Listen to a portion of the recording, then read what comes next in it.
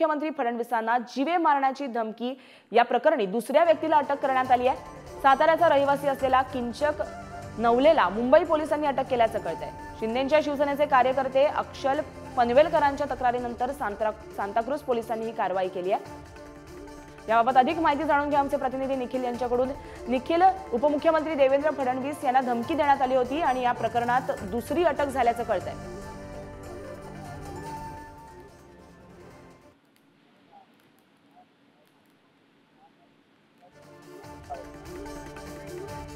काही तांत्रिक कारणामुळे आपण त्यांच्यापर्यंत पोहोचू शकत नाही आहोत। मात्र फडणवीसांना जीवे मारण्याची धमकी देणाऱ्याला आता अटक करण्यात आली आहे। ही दुसरी अटक मानली जाते। शिंदेच्या शिवसेनेचे कार्यकर्ते अक्षल पनवेलकर यांनी तक्रार दाखल केली होती आणि त्यानंतर ही कारवाई करण्यात आली आहे। आपण पुन्हा आपल्या प्रतिनिधींकडे जाऊया। निखिल, उपमुख्यमंत्री देवेंद्र फडणवीस यांच्या धमकी प्रकरणाबाबत दुसरी अटक झाल्याचं कळतंय, काय अधिकची अपडेट?